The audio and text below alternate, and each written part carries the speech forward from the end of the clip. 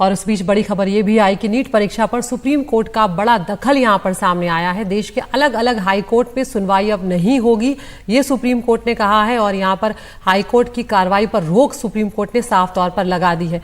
NTA की अर्जी पर भी सुप्रीम कोर्ट ने रोक लगाई है। सारे मामलों को हाई कोर्ट से सुप्रीम कोर्ट ट्रांसफर करने की अर्जी पर अब नोटिस जारी कर दिया गया है और कोर्ट ने काउंसलिंग पर रोक लगाने से फिर इनकार किया है। नीट परीक्षा रद्द करने, एसआईटी या सीबीआई जांच करवाने को लेकर जो याचिकाएं हैं उन्हें भी नोटिस जारी किया गया है और अब सभी याचिकाओं पर सुनवाई एक साथ होगी। सुप्रीम कोर्ट में सिर्फ होगी ये सुनवाई अब, और ये सुनवाई 8 जुलाई को अगली जो है वो होने जा रही है। इस मामले पर ज़्यादा जानकारी दे रहे हैं आशीष भार्गव।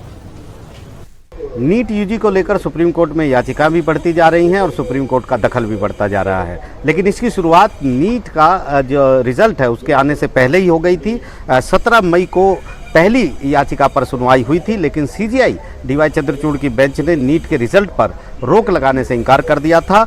केंद्र और एनटीए को नोटिस जारी किया था और 8 जुलाई को इसकी सुनवाई तय की थी। लेकिन रिजल्ट आने के बाद और उससे पहले भी और याचिकाएं दाखिल हुई। 11 जून को सुप्रीम कोर्ट ने नई याचिका पर नोटिस जारी किया, लेकिन काउंसलिंग पर रोक लगाने से इनकार कर दिया।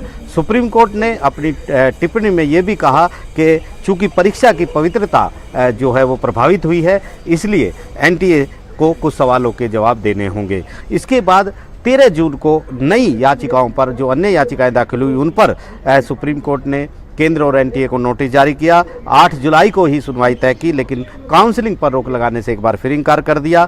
एनटीए भी ट्रांसफ़र पिटीशन लेकर सुप्रीम कोर्ट आया कि सारे हाई कोर्ट में जो सुनवाई चल रही है उसे सुप्रीम कोर्ट में ट्रांसफ़र कर ले। उस पर भी नोटिस हुआ और यहाँ पर एनटीए ने ग्रेस मार्क के ऊपर सुप्रीम कोर्ट को बताया कि उसने 1563 जो छात्र हैं उनको जो ग्रेस मार्क दिए थे वो वापस ले लिए हैं और उनके लिए दोबारा परीक्षा वो कराएगा। इसके बाद भी याचिकाएं दाखिल होती रही और 18 जून को सुप्रीम कोर्ट ने बड़ी टिप्पणी करते हुए कहा कि एनटीए अगर 0.001% भी लापरवाही हुई है इस मामले में तो उसे स्वीकारें और उसे सुधारें। छात्रों की मेहनत को भुला नहीं सकते हैं। फिर नोटिस जारी हुआ, काउंसलिंग पर रोक नहीं लगाई, लेकिन 8 जुलाई को सभी याचिकाओं पर सुनवाई की बात कही।